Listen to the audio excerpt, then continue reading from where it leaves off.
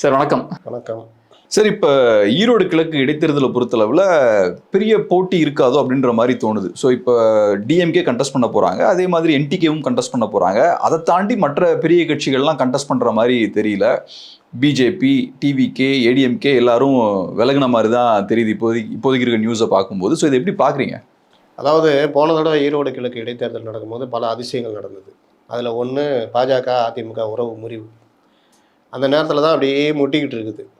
இவர் வந்து கலைஞர் ஜெயலலிதாவை பேசுறது, அண்ணாவை பேசுறதுன்னு அவங்க அங்கே மேலே கூப்பிட்டு என்னங்க அந்த மாதிரிலாம் பேசுகிறாரு, அவர் மாற்றுங்க அப்படின்னு இல்லாட்டி முறிவு வருங்க. இப்படி அண்ணாமலை இன்னும் ஒரு படி கூடுதலாக போய் அதிமுகக்குள்ளேயே ஓபிஎஸ்ஸை தூண்டி விட்டு அவர் ஒரு வேட்பாளர் நிறுத்துறார். இவர் ஏடிஎம்கே சார்பில் ஒரு வேட்பாளர் நிறுத்துறாங்க, 2 வேட்பாளர். இது இல்லாமல் டிடிவி போட்டியிடுவேன்னு சொல்லிட்டு அவர் தனியாக. இது எல்லாமே என்னென்னா அதிமுகவுக்கு திரும்ப தொல்லை கொடுக்குற வேலையை அண்ணாமலை இவங்களே ஒரு டீமாக சேர்ந்து இந்த வேலையை பண்ணிக்கிட்டு இருக்கிறாங்க. இதை தாண்டி அதிமுகட்ட போயிட்டு நீங்கள் ஓபிஎஸ்ஸை கட்சியில் நீங்கள் இது பண்ணிக்கணும், சேர்த்துக்கணும், அவருக்கு நீங்கள் உரிய இதெல்லாம் கொடுக்கணும், இது கட்சி ஒற்றுமையாக இருக்கணும்னு உங்கள் புத்தி சொல்கிற அளவுக்கு போச்சு. இது ஒரு பார்ட்டு நடந்துட்டு இருக்கும்போது உச்சநீதிமன்றத்துக்கு ரெட்டைலை சம்மந்தமாக போகுது. ஓபிஎஸ் அணிக்கா எடப்பாடி அணிக்கான்னு சண்டை எங்கே நடக்கணும்? எல்லாரும் ஒன்றா சேர்ந்து என்டிஏன்ற முறையில் டிஎம்கேக்கு எதிராக நடக்கணும். ஆனால் இங்கே இவங்களுக்குள்ளேயே சண்டை போடுற ஏற்பாடுகளை உருவாக்கினார்கள். அதற்கு எல்லாரும் பண்ணாங்க. இந்த சண்டையில் போய் ஏடிஎம்கே மாட்டிக்கிச்சு. ஆனால் உச்சநீதிமன்றம், நீங்கள் அதை நான் சொன்னேன், ஈரோடு கிழக்கில் பல அதிசயங்கள் நடந்தது. இது ஒன்று. உச்சநீதிமன்றத்தில் ரெட்டைலை வழக்கு போகும்போது அவங்க சொன்னது, அவைத்தலைவர் தமிழ் மகன் ஹுசேனு பொதுக்குழு உறுப்பினர்கிட்ட கடிதம் வாங்குங்க, யாருக்கு அதிக ஆதரவு இருக்குதோ அவங்கள ரெட்டைலை சொல்லணும். நீங்கள் பார்த்தீங்கன்னா 90% மேலே எடப்பாடிக்கு ஆதரவு, இவர் ஒன்றும் இல்லை. ஏன்னா இவங்களாம் ஏடிஎம்குள்ளே பிரச்சனை பண்ணணும்னா தவிர இவங்க ஒன்றும் மக்கள் தலைவர் கிடையாது, ஓபிஎஸ்ஓ மற்றவர்களும். டிடிவி வேறு கட்சி. இப்போ இது இப்படியே போகும்போது டிடிவி வாபஸ் வாங்குறாரு. இந்த வேட்பாளரை தேர்தலேருந்து இந்த கட்சியில் போய் ஏடிஎம்கே எடப்பாடி அணியில் போய் ஜாயின் பண்ணிடுறாரு, ஓபிஎஸ் கொண்டு வந்த வேட்பாளர். அப்போ அதுவும் ஒன்றும் இல்லாமல் போகுது. லாஸ்ட்டில் ஏடிஎம்கே நிற்கிது. ஆனால் இது பிரச்சாரம் என்ன, பெரிய லெவலில் இந்த பிரச்சாரம்லாம் இவங்க பாஜகவோட இருக்கிறாங்க, சிஏக்கு எதிர் அப்படின்றப்பெல்லாம் அங்கே சிறுபான்மை வாக்குகள் அங்கே அதிகம், கிட்டத்தட்ட 80,000 வாக்குகள் வரைக்கும். எதுவுமே விழலை. எல்லாத்துக்கும் மேலே இந்த பட்டி ஃபார்முலா. நீங்கள் போய் ஓட்டு கேட்டு அவங்கள சந்திச்சா தானே. மூணாவது இடைத்தேர்தலுக்குன்னு எப்படி ஆளுங்கட்சி பண்ணணும் தெரியாது. அதிமுக இருந்தாலும் திமுக இருந்தாலும் இடைத்தேர்தல்னால் அவங்க தான் ஜெயிப்பாங்க. அதற்கான ஒவ்வொரு தெருவுக்கும் ஒரு அமைச்சர் இறக்கி விடுவாங்க. மற்ற விஷயங்கள் பார்த்து வெள்ளம் இதெல்லாம் வந்தால் இந்த இதுக்கு ஒரு அமைச்சர், அந்த இதுக்கு ஒரு அமைச்சர்லாம் போக மாட்டாங்க. ஆனால் இதுக்கு மட்டும் பார்த்தீங்கன்னா தெருவாக அமைச்சர்கள் சுற்றி வருவாங்க. அன்றைக்கி கவர்மெண்ட் வேலை எல்லாமே தூக்கி ஓரம் போடு அப்படின்ற மாதிரி. இது நம்மளுடைய சாபக்கேடு. அப்போ இதெல்லாம் நடக்கும்போது 45,000 வாக்குகள், அவங்க 1,20,000 வாக்குகள், அப்போ 67,000 வாக்குகள் வித்தியாசத்தில் ஜெயிக்குது. ஆனால் இந்த தடவை எல்லாமே மாறி இருக்குங்க. அதிமுகவுக்கு மேலே கடுமையான மக்களுடைய கோபம் இருக்குது. குறிப்பாக அங்கே இந்த நெசவாளர்கள், சிறு குறு தொழில் அங்கே அதிகம். அவங்களுக்கு இந்த மின்சார கட்டணம் நான் குறைப்போங்கிற 3 தடவை ஏற்றிட்டாங்க. அப்போ அந்த கோபம் இருக்குது.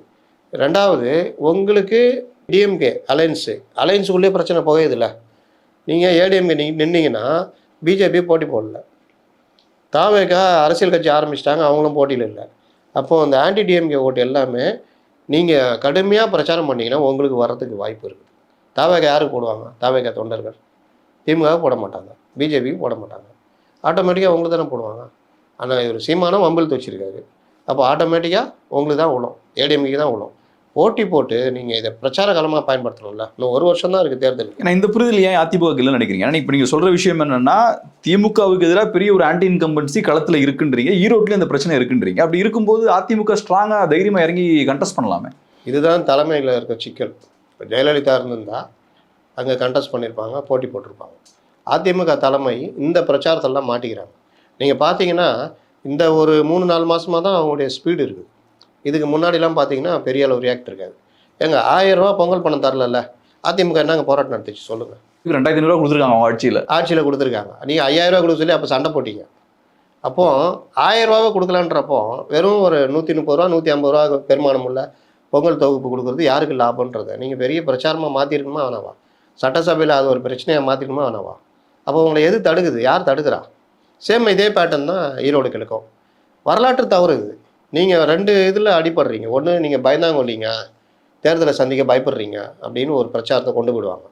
ரெண்டாவது, நீங்கள் இந்த வாய்ப்பை பெரிய அண்ணா யூனிவர்சிட்டி மேட்ரு, பெண்களுக்கு பாதுகாப்பு இல்லைன்ற மேட்ரு, விலைவாசி உயர்வு மேட்ரு, மின்கட்டண உயர்வு அங்கே பொருந்தோம், மின்கட்டண உயர்வு மேட்ரு. ரெண்டாவது, ஆளுகின்ற அரசுக்கு இல்லை பல்வேறு பிரச்சனைகள், இது எல்லாத்துக்கும் மேலே இந்த தேர்தலை வந்து போன தடவை இப்படி நடத்துனாங்க, இது வந்து இந்த தேர்தலை இப்படி நடத்தக்கூடாதுன்னு ஒரு பெரிய பிரச்சாரத்தை கொண்டு போகலாம். கூட்டணி கட்சிகள் உள்ள குழப்பத்தை பயன்படுத்தி நீங்கள் பிரச்சாரம் பண்ணலாம். மார்க்சிஸ்ட் இப்படி பண்ணிட்டாங்க, விடுதலை சிறுத்தைகள் இப்படி பண்ணுறாங்க, காங்கிரஸ் தொகுதியை பிடிங்கிட்டாங்கன்ற மாதிரி கொண்டு நீங்கள் பிரச்சாரம் பண்ணலாம். அப்போ இது எதையுமே இந்த மாதிரி வாய்ப்புகள்லாம் நான் விட்டுட்டு எனக்கு என்ன நான் இந்த போட்டியிலே பங்கேற்க மாட்டேன் அப்படின்னா வேறு யாருங்க பங்கேற்பா? நீங்கள் தானுங்க 2வது பெரிய கட்சி. ஆனால் இப்போ களத்தில் வந்து என்னன்னா எல்லா தொகுதியிலையுமே திமுக எதிர்ப்பு வாக்குகள்னு கொஞ்சம் பேர் இருப்பாங்க, நிறைய பேர் இருப்பாங்க. இப்போ அவங்களுக்குலாம் ஆப்ஷனே கிடையாது. அவங்க ஏடிஎம்கேக்கு ஓட்டு போட முடியாது, பிஜேபிக்கு போட முடியாது, டிவிகேக்கும் போட முடியாது. களத்தில் இப்போ என்டிகே மட்டும் தான் இருக்காங்க. ஸோ பிடிக்குதோ பிடிக்கலையோ டிஎம்கே விழுத்துன்னு நினைக்கிற எல்லாருமே என்டிகேக்கு தான் ஓட் போடணுன்ற சூழல் இருக்கு. ஸோ அது என்டிகேக்கு ஒரு பெரிய அட்வான்டேஜ் நினைக்கிறது. அட்வான்டேஜ். ஆனால் அதை வச்சுட்டு நீங்கள் பெருமையாக சொல்லிக்க முடியாது.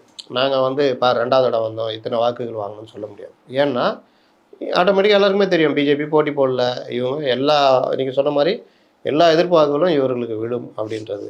இன்னும் சில பேர் குழப்பத்தில் இருக்கிறவங்க, பொதுவாக இருக்கிறவங்க, சரி நல்லபடியாக நம்மளை கவனிக்கிறாங்க, திமுக போட்டு வைப்போமேன்ற ஒரு மோசமான நடத்தையும் நடக்கிறதுக்கான வாய்ப்பு இருக்குது. அப்போ இந்த மாதிரி விவகாரங்களில் நீங்கள் அதிமுக வாக்காளர் இருக்காங்களா, அவங்களே குழப்புறீங்கல்ல. இப்போ அவங்க யாருக்கு போடணுன்ற குழப்பம் வருதில்ல. அதுக்கப்புறம் நீங்கள் பொது சட்டமன்றத்தில் போய் நீங்கள் என்ன பண்ணாலும் என்ன இருக்குது? உங்களுடைய வாக்குகள் இரட்டை இலை கொள்ள வேண்டிய வாக்குகளை நீங்கள் இன்னொரு விஷயம் சொல்கிறேன். இரட்டை இலை சம்மந்தமாக பிரச்சனை ஆகிட்டு இல்லை. இந்த நேரத்தில் நீங்கள் போட்டிட்டால் தானே அது சம்மந்தமாக டக்குன்னு ஒரு முடிவுக்கு வர முடியும். இப்போ ஹைகோர்ட்டு இந்த விஷயம் சம்மந்தமாக நீங்கள் யாரும் நடவடிக்கை எடுக்கக்கூடாது அப்படின்னு பொதுச்செயலாளர் விவகாரத்தில் தேர்தல் ஆணையத்துக்கு ஒரு தடை போட்டிருக்காங்க. நீங்கள் இப்போ போட்டினா இரட்டை இலை உங்கள் கையில் தான் இருக்குது. இரட்டை இலை மீண்டும் நீங்கள் இரட்டை இலையிலேயே போட்டி போடுற ஒரு இதை தானாக உருவாகும். அப்போ உங்களுக்கு தானே அது ஒரு வாய்ப்பு. இப்படி சகல விதத்துலையும் இவங்க வந்து அதுவும் இவங்க கோட்டைங்க. நீங்கள் ஈரோடு எடுத்திங்கன்னா 11 தொகுதி, 11ல் 10 ஜெயிப்பாங்க எப்போவுமே. ஆனால் அது மேபி இந்த காரணமாக கூட இருக்கலாம். இப்போ பை எலெக்ஷன் எடுத்துக்கிட்டோம்னா ஏகப்பட்ட பணம் வந்து உள்ள கொட்டுவாங்க. குறிப்பாக ஆளும் கட்சி சகட்டு மேனிக்கு உள்ள வந்து பணத்தை கொட்டுவாங்க. ஸோ இப்போ அதிமுக இங்கே உள்ள இறங்கி கண்டெஸ்ட் பண்ணணும்னா அவங்க சைட்லேயும் அதுக்கு பாதியாவது பம்ப் பண்ண வேண்டிய தேவை இருக்கும். ஸோ இப்போ அதிமுக சைடில் என்ன யோசிப்பாங்கன்னா பை எலெக்ஷனில் நம்ம ஜெயிக்கிறதுக்கான வாய்ப்புனா அது 0% தான். ஸோ அப்படி இருக்கும்போது ஜெயிக்கிறதுக்கு வாய்ப்பே இல்லாத ஒரு இடத்துல நீங்கள் பணத்தை பம்ப் பண்ணணும்னா அது யோசிப்பாங்கல்ல. இது கரெக்டான சிஸ்டம் நான் சொல்ல வரல, பட் யதார்த்தம் அதுதான். பட் யோசிப்பாங்கல்ல. நீங்கள் ஒரு விஷயம் நல்லா புரிஞ்சுக்கங்க. அவங்க எல்லாத்தையும் பண்ணுவாங்க. ஜெயிச்சா கூட அந்த வெற்றியை பெருசாக கொண்டாடலாம் முடியாது. சின்ன குழந்தை கேட்டால் கூட சொல்லும், இடைத்தேர்தல் வந்து ஆளுங்கட்சி தானே ஜெயிக்கும் அப்படின்னு. அப்போ நீங்கள் அதுக்கான சண்டையே போட தேவையில்லை. ஆனால் நீங்கள் உங்கள் போட்டியை கடுமையாக கொடுத்தீங்கன்னா 43,000 வாக்குகள் வாங்கினீங்கல்ல, அதை ஒரு 75,000 ஆக்குனீங்கன்னா உங்களுக்கு தானே பெருமை. அந்த வாக்கு சதவீதம் இருக்குல்ல, கிட்ட நெருங்கி வந்து ஒரு 10,000 15,000 வாக்கு இல்லை ஒரு 30,000 வாக்கில் ஜெயிக்கிறாங்கன்னா போன தடவை 67,000 வாக்கில் காங்கிரஸே ஜெயிச்சது. நீ திமுக போட்டிகிட்டே 30,000 வாக்கில் தான் ஜெயிக்கிறேன்னா உன் மேலே மக்கள் கடுப்பாக இருக்கிறாங்க. இன்னொன்று நீங்கள் அதிகார வெற்றி அடைந்தும் 30,000 வாக்கில் தான் உங்களால் வித்தியாசம் காமிக்க முடிஞ்சதுலாம் கொண்டு போகலாமே. ஆனால் ஜெயிக்க வாய்ப்பே இல்லாத ஒரு சீட்டுக்கு கோடிக்கணக்காக பணத்தை இறக்கணும்னா இது வந்து என்னன்னா இன்னும் 1 வருஷம் இருக்குதுங்க. இந்த 1 வருஷத்துக்கான உரைக்கல் திமுக தொண்டர்கள் உற்சாகமாகிடுவோம். அதிமுக தொண்டர்கள் இப்போ ஏங்க திமுக வந்து இந்த சீட்டில் நிற்கிது, போன தடவை ஏங்க நிற்கல? காரணம் கூப்பிட்டு சொல்லியிருக்காங்க காங்கிரஸில், ஆட்சியின் மீது கடுமையான விமர்சனங்கள் வெறுப்புகள் இருக்குது. இதை நாங்கள் தேர்தல் வெற்றி மூலமாக சரி கட்டேன்னு நினைக்கிறோம். ஈரோடு கிழக்கில் ஒரு பெருவாரியான வெற்றின்ற ஒரு பூம் நாங்கள் காமிச்சோன்னா எங்கள் தொண்டர்கள்லேருந்து எல்லாருக்கிட்டையுமே நாங்கள் ஒரு படம் காமிக்க முடியும். அதுக்கு எங்களுக்கு தொகுதி தேவைப்படுது, அதனால் நாங்கள் இந்த இடம் நிற்க போகிறோம்னு வாங்கியிருக்காங்க. இந்த முடிவை காங்கிரஸ் கட்சிக்காரங்க எப்படி பார்ப்பாங்கன்னு நினைக்கிறீங்க? நெஞ்சுக்குள்ளேயே வச்சுக்கிட்டு வெளியே 20 பேர் கொண்ட குழு போட்டுக்கிறாங்க. வேறு என்ன பண்ண முடியும்? என்ன ஆய்வுன்றீங்களா? 60 தொகுதி நின்றவங்க 25 தொகுதி கொடுத்தனும் வாங்கிட்டு ஓரம் போனவங்க தானே. 2வது இந்த தடவை பார்லிமெண்ட் எலெக்ஷனில் ஏடிஎம் கூட கூட்டணி சேர்த்துக்கு வாய்ப்பு இருந்தும் விட்டு போனவங்க தானே. அங்கே இதை நீங்கள் ஒரு தலைவன் இதை தாங்க பயன்படுத்தணும். நீங்கள் வந்து 9 சீட்டு இங்கே தராங்க, அவங்ககிட்ட பேசி ஒரு 20 சீட்டு கொடுங்கன்னு கேட்டால் தரமாட்டாங்களா? அந்த நிலமையில தான் அதிமுக இருந்தது. காங்கிரஸே போகுதுன்னா இடதுசாரிகள்லேருந்து எல்லாம் வந்திருப்பாங்க. அப்போ ஒரு மெகா கூட்டணி அங்கே அமைச்சிருக்கலாம். நீங்கள் இன்னும் அந்த இந்தியா கூட்டணி காங்கிரஸ்க்கு ஏன் திமுக மேலே ஒரு கான்ஃபிடன்ஸ் இருக்குன்னு நினைக்கிறீங்க? இங்கே இருக்கலாம்னு நினைக்கிறாங்க. என்ன காரணம்னா இந்தியா கூட்டணின்னு இவங்க சேர்ந்து நின்னாங்கல்ல, அதில் வந்து 22 எம்பிக்கள் டிஎம்கிட்ட இருக்குது, 9 வந்து அவங்கள்ட்ட இருக்குது. மற்ற சேர்ந்து நீங்கள் பார்த்தீங்கன்னா அந்த உதவி சின்னத்து நின்றுலாம் சேர்ந்தா 24 கிட்ட வந்துடும். இவர்கள் வந்து நீங்கள் பார்லிமெண்ட்டில் சண்டை போடும்போதும் மற்ற இதுக்கும் இந்த 22 எம்பிக்கள் காங்கிரஸுக்கு தேவைப்படும். அப்போ இதை வந்து நம்ம எதுக்கு இழந்துடணும் அப்படின்ற பார்வை வந்து காங்கிரஸ்கிட்ட இருக்குது. ஏன்னா நீங்கள் தனிப்பட்ட முறையில் காங்கிரஸ் பெருசாக எம்பிக்கள் ஜெயிச்சது கூட்டணி கட்சியிலன்னு பார்த்தீங்கன்னா தமிழ்நாட்டில் மட்டும்தான். கேரளாவில் அவங்க பேஸ் இருக்குது, மற்ற ஸ்டேட்லாம் பெருசாக அவங்க இதில் தான் ஜெயிச்சிருக்காங்க. அப்போ இந்த மாதிரி ஒரு பெரிய வலுவான இதை நம்ம விடணும்னு. ஆனால் இது ஒரு தப்பான பார்வைன்றேன்.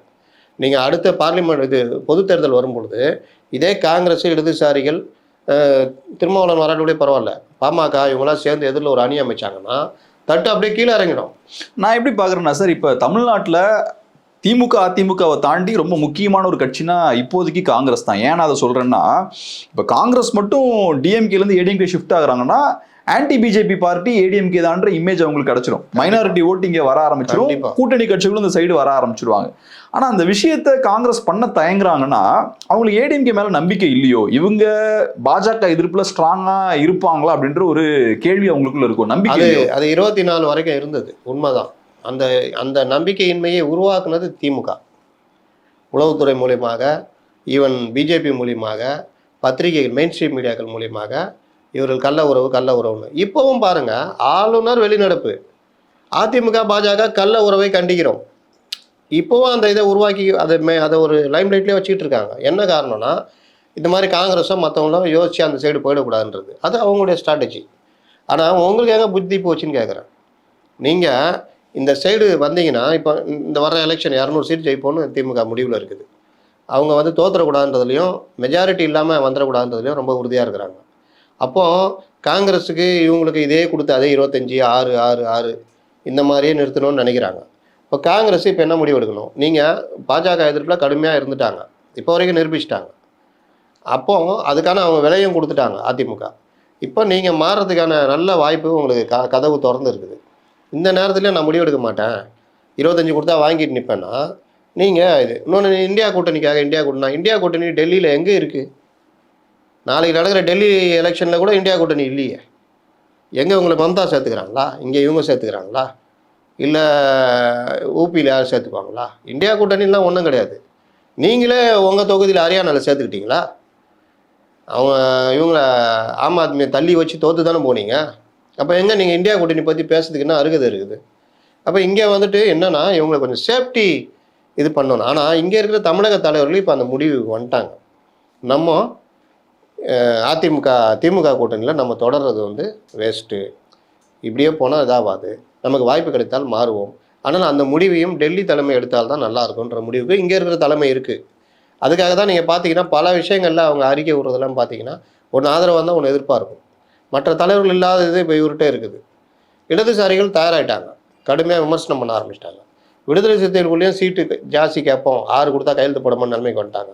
அப்போ இந்த 2026 திமுக ஒரு மலர்பாதையாக இருக்காது. ஆனால் காங்கிரஸ் திமுகவில் இருக்கிற வரைக்கும் இடதுசாரிகளுக்கும் விசிகேக்கும் எதுவும் பண்ண முடியாது, அவங்களும் அங்கே இருந்து ஆகணும். காங்கிரஸ் அங்கேருந்து இங்கே ஷிஃப்ட் ஆனால் தான் அவங்களுக்கும் வாய்ப்பு இருக்கும். காங்கிரஸே இருந்தாலும் இந்த தடவை இடதுசாரிகள் அதிமுக பக்கம், ஒருவேளை பாஜக கூட கூட்டணி இல்லை அப்படின்னு இருந்தால் தாவேகா அதிமுக கூட்டணி அமைதி வச்சிங்க. ஆனால் எப்படி சார் அவங்க ஆன்டி பிஜேபி அலைன்ஸ்லேருந்து வெளில வருவாங்க? யாரு?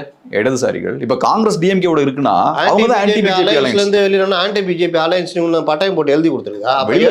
வெளியில பிம்பம் அப்படிதானே இருக்கு. அதுதான் அந்த பிம்பத்தை தான் உடைக்கணும். அந்த பிம்பம் உருவாக்கப்பட்ட பிம்பம்ன்ற அதை உடைக்கிற வேலையை இவங்க பண்ணிக்கிட்டு இருக்கிறாங்க. நீங்க மெயின் ஸ்ட்ரீம் மீடியா இப்போ அதெல்லாம் எனக்கு மாற்றுக்கிறதே இல்லை. ஆனால் கம்யூனிஸ்டுகள் அந்த ரிஸ்க் எடுப்பாங்களான்றதான் கேள்வி. நீங்க இப்போ சண்முகத்துடைய பேட்டிகள்லாம் பாத்தீங்கல்ல, எனக்கு என்ன சும்மா நெகோசியேஷனுக்கான ஒரு சின்ன ஒரு வேலையா தான் இருக்கலாம். சீட் அதிகமா வாங்குறது நெகோசியேட் சொல்றீங்கல்ல, நெகோசியேஷன் எவ்வளவு சீட் கொடுப்பாங்கன்னு நினைக்கிறீங்க? இப்போதைக்கு கம்மியா தான் நான் நெகோசியேட் பண்ணுவாங்க. எவ்வளவு கொடுப்பாங்க? மேபி ஒரு 6. சரி 6 தாங்க நின்னாங்க. 10 ரைட். டபுள் டிஜிட் கம்மியா நிக்க கூடாதுன்னு மாநாட்டிலேயே தோழர்கள் கொந்தளிச்சிட்டாங்க.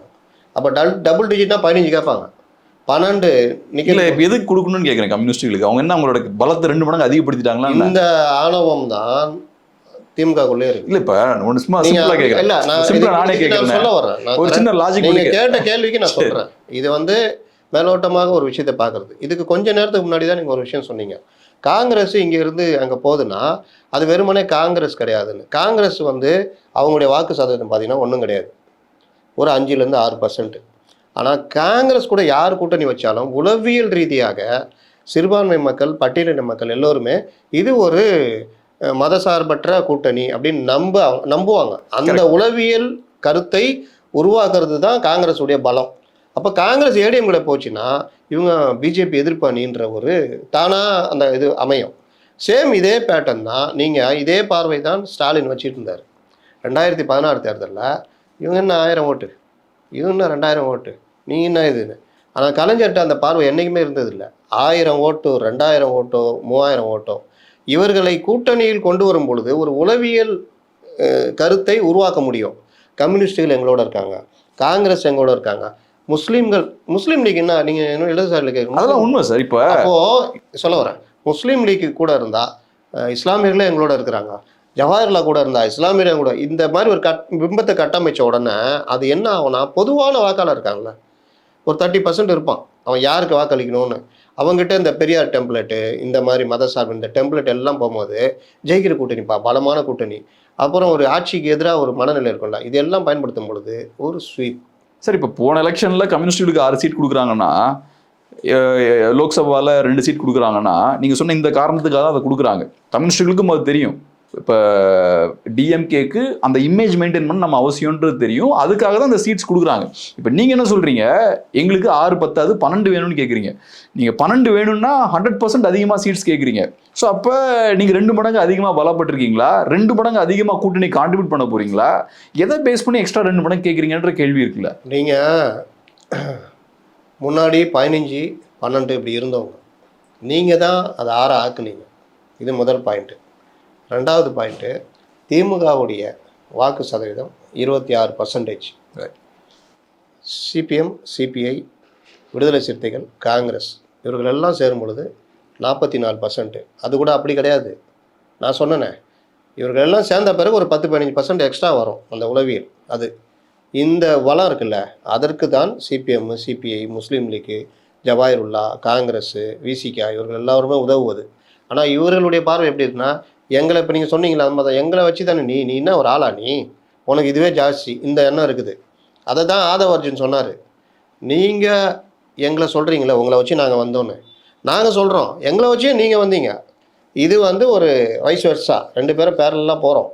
இதில் யார் பலத்தை நீங்கள் இது பண்ணாலும், இப்போ நான் ரொம்ப சிம்பிளாக சொல்லுவேன், எல்லா இதுலேயுமே மீன் குழம்பு வைக்கணும்னா மீன் மட்டும் போதாது, மற்ற மசாலா ஐட்டங்களும் தேவை. மசாலா ஐட்டம் மட்டும் வச்சா ஒரு புளி குழம்பு தான் வைக்க முடியும், மீன் குழம்பு வைக்க முடியாது. அப்போ இதெல்லாம் சேரும்போது தான் ஒரு கூட்டணி. இந்த கூட்டணியில் இந்த கணக்கு பார்க்கறது, இந்த ஏற்றத்தாழ்வு பெரிய நன் மனோபாவம் வச்சுருந்தா அதோடைய பலனை பல தடவை திமுக அனுபவிச்சிருக்குது. அது எப்போனா ஸ்டாலின் காலத்தில் தான், கலைஞர் காலத்தில் இல்லை. கலைஞர் உரிய மரியாதை கொடுத்து கூட குறைய 2-3 சீட்டு தான் வித்தியாசப்படும். இந்த தடவை ஏன் இவங்க எல்லாரும் ஒத்துக்கிட்டாங்க அப்படின்னா, இவர்கள் ஒரு கோரிக்கை வைக்கிறாங்க. மெயினாக பிரசாந்த் கிஷோர் அவர் ஒரு ஸ்ட்ராட்டஜி இது சொல்கிறாரு, இவங்களுக்கு தேவையே கிடையாது, இவங்களுக்கு வேறு ஆப்ஷனே கிடையாது. எதிர் சைடில் என்டிஏ, அதனால் நான் என்ன அடித்தாலும் வாங்கிக்குவாங்க. அப்போ நமக்கு தேவை இருக்குது. அப்போ இவங்களை ஒரு இதுக்குள்ளே கொண்டு வந்து வைப்போம். இவங்க மக்கள் நல கூட்டணியும் போக முடியாது. அப்போ நம்ம என்ன பண்ணுவோம், 6 சீட்டு 4 சீட்டு. அப்புறம் இவங்களுக்கு பயம் வந்துடுச்சு. ஐயோ இவ்வளோலாம் போனாங்க, ரொம்ப ஓரளவுக்குங்க என்னங்க நீங்கள் அப்படின்ட்டு 6 சீட்டு. அப்போ 6 சீட்டு, காங்கிரஸ் 60 சீட்டு, 25 சீட்டு. இதை என்ன சொல்கிறாங்க, எங்கள் 10 வருஷம் நாங்கள் ஆட்சியில் இல்லை, நாங்கள் ஆட்சிக்கு வரணும், கட்டாயம் வரணும், அப்போ எங்களுக்கு மெஜாரிட்டி வேணும், கொஞ்சம் அதிகமாக நிற்கணும்னு நினைக்கிறோம், இந்த தடவை நீங்கள் அட்ஜஸ்ட் பண்ணுங்கள், பார்த்துக்கலாம், பார்லிமெண்ட் இதில் எல்லாத்தையும் பார்த்துக்கலாம். இந்த ஏற்பாட்டில் தான் அவங்களும் ஒத்து வந்தாங்க. அவங்களுக்கும் போயா முடியாது, நாங்கள் போகிறோன்னா எங்கே போவேன், வழியே இல்லை. இதனால அமைந்ததான் அந்த கூட்டணி. இப்போ அது கிடையாதுன்றாங்க. விஜய் இருக்காரு, இந்த சைடு அதிமுக இருக்குது. இல்லை நீங்கள் காங்கிரஸ் போகலான்னு நினச்சாங்க வச்சுக்கிங்க, விஜயும் அதிமுகவும் சேர்ந்தா இங்கேருந்து இடதுசாரிகள் நீங்கள் உட்காந்து ஒட்டிகிட்டு இருக்க மாட்டாங்க, டக்குன்னு கிளம்பிடுவாங்க. விசிக போகலாம் பாமக போயிடும். அப்போ இந்த மாதிரி 3-4 ஆப்ஷன்கள் இந்த தடவை இருக்குது. ரொம்ப நன்றி சார், உங்கள் பிஸியான டைமில் அருமையான ஒரு பெரிய ரொம்ப நன்றி.